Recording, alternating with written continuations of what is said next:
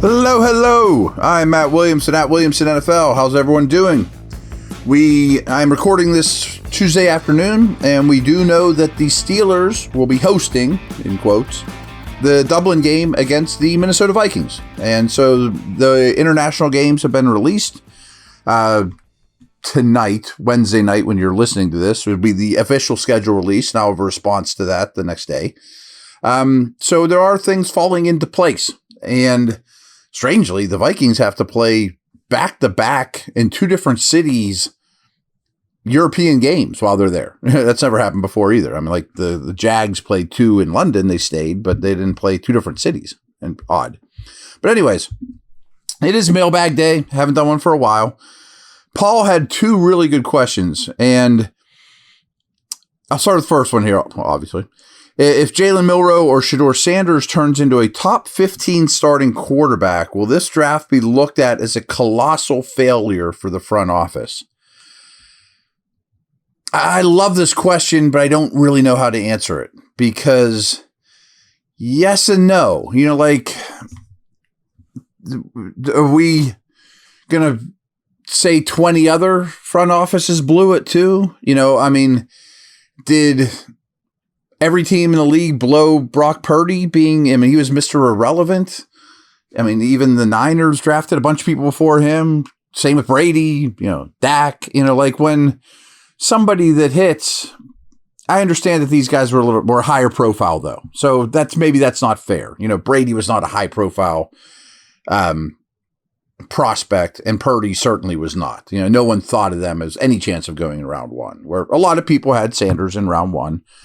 And heck, I even considered Milroe as a trade back into round two spot.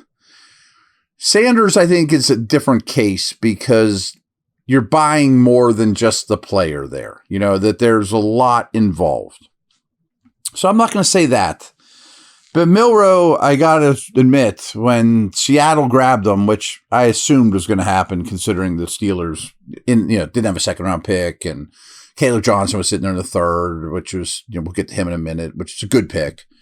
That did break my heart a little bit that they didn't get Milroe. And if he does turn into a top 15, maybe more player, I'll be regretful from a Steeler perspective, I guess is the best word. Like, it'll break my heart a little. I would really like to get your hands on that guy for a couple years. Don't exactly know that I'd be like colossal failure just because somebody you didn't take turned out to be good. You know, I mean, I do like this second question though from Paul. Real Analytics creates an in-game athleticism score that correlates to actual play speed. Okay. I noticed Caleb Johnson had an absurd score of 98. Interesting contrast of his 40 time and RAS score. Sebastian Castro is another poor RAS guy with a really high in-game athleticism score of 92, by the way. Now, I don't think you're implying it's an Iowa thing, but it is good to know about Castro. He plays fast. Johnson plays fast, and they both show up on tape that way. I didn't know if we had this conversation or not, but this is why I took it too. So Johnson's 40 time wasn't great. It's not horrible, but it wasn't great. It was below the bar, especially in a really fast running back class. And particularly his 10-yard split was poor. But they also do miles per hour while they're running the 40 in Indy. And he reached, I think, 22 miles an hour, which is one of the fastest times. So his fastest speed during those 40 yards was high. So really what that tells me, and I'm not a track expert, was his start was really bad. I mean, his 10-yard was bad. And I'm perfectly fine with that. Running backs don't align in a track stance before they get the football. You know what I mean? But it also shocked me a little too, because Johnson does have a track background in high school. I don't know how in depth, to be honest with you, but he's fast for a high school kid, I'm sure. And he, you know, maybe he just doesn't have much technique. Maybe he didn't go back and work on his starts because he does play fast. I mean, he doesn't play like Travian Henderson fast, but he had a lot of long runs at Iowa. Rarely is caught from behind. So I do think the IGA, you know, the miles per hour stuff, the in-game athleticism stuff is more telling of this player than his 40 dime for sure. BetOnline is the world's most trusted betting platform and your number one source for all your sports betting action. With the largest selection of odds on everything from NBA to NHL playoffs to MLB and UFC and boxing, BetOnline is you covered for all your online wagering info. In between games, head over to the BetOnline Casino and get all the top Vegas-style games, including poker and live casino. BetOnline, the game starts here.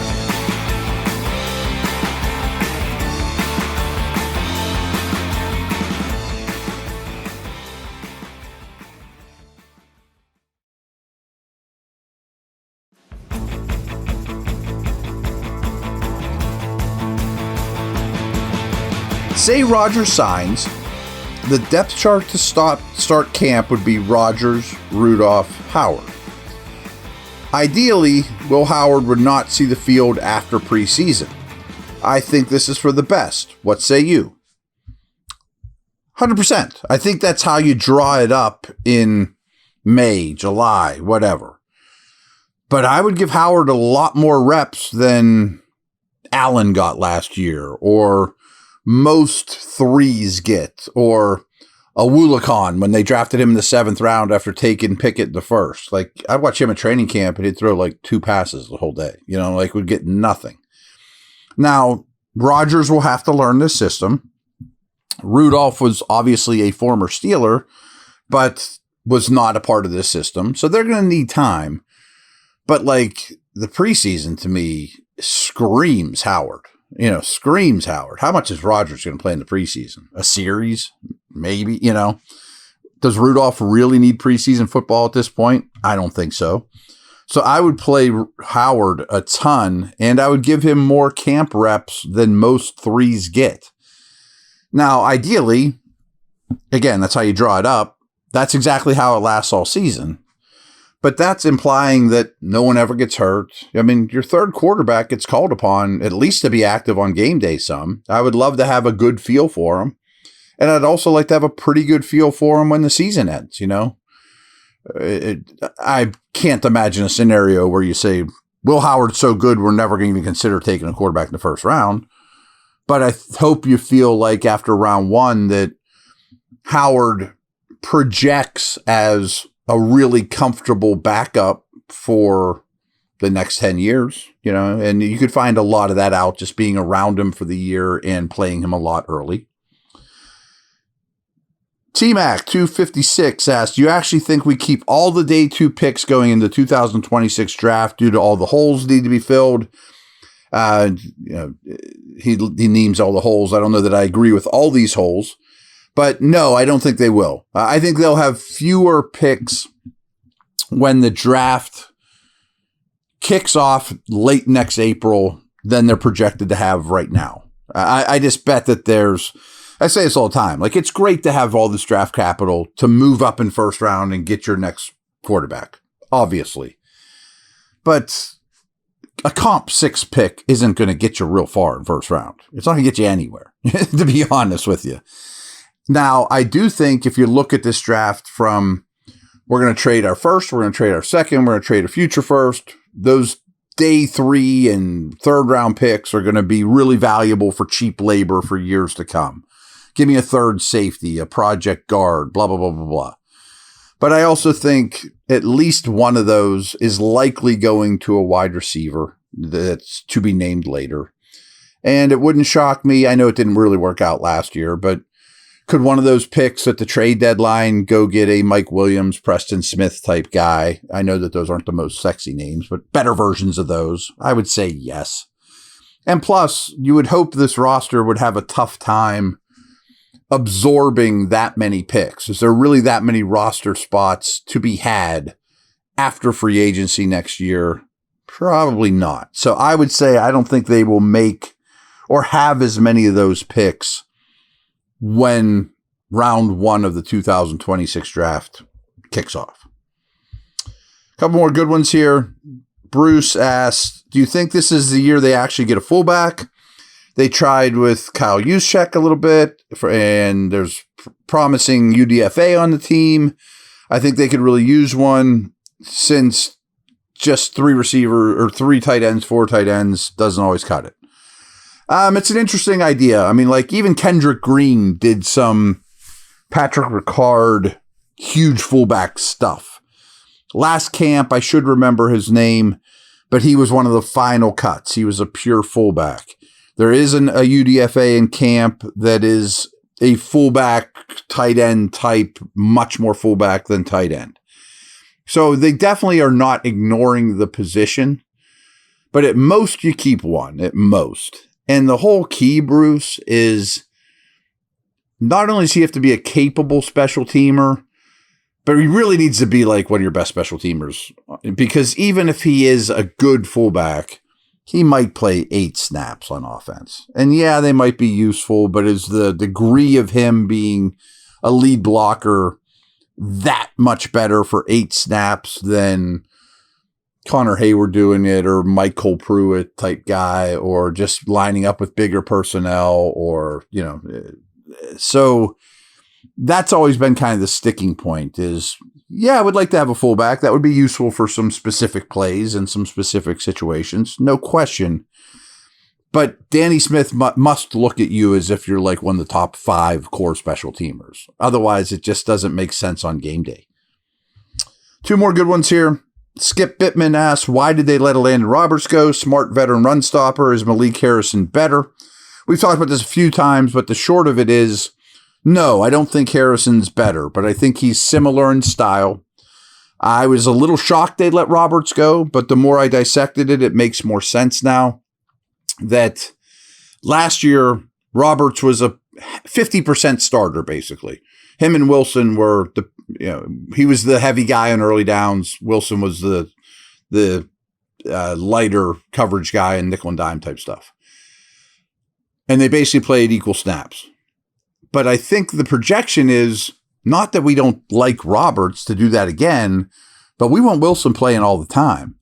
And now we have a healthy Holcomb who's probably as good a player, but a little bit more versatile, not as good against the run as Roberts. He backs up Queen and Wilson. So Harrison is now asked to be the 4 as opposed to being the 2AB. You know what I mean? I mean, him and Wilson. So his spot on the depth chart changes because the other 2 go up. But here's the whole key is Harrison can do the between the tackle banger stuff, heavy blitz guy, run over a running back. But he's also way better than Roberts on special teams. That's the key, is now you don't have Matakevich in that room because Harrison's a definitely core special teamer. And surprisingly, that was never Roberts' game. Last one from my man, Michael Odesso asks, I'm going to keep asking this till you answer. Did you have DK on your wide receiver 1 list last year? Is he 1 this year? Michael, you've listened to me a bunch. You've been a big time contributor to all my shows. Much appreciated. So I think you probably know this, but that's a short list for me. There aren't 32 wide receiver 1s. There's like 12. And to me, you know, AB in his prime was a wide receiver 1. Obviously, he was the wide receiver 1.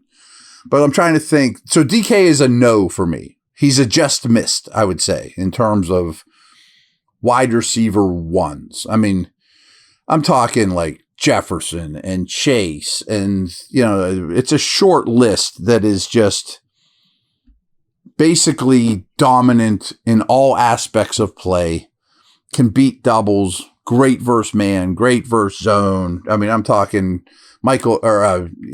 Adams in recent seasons, Tyreek in recent seasons. So I think that's a term that gets thrown around way too much. And that's not a knock on Metcalf because Pickens wasn't either. You know, I mean, and DK to me is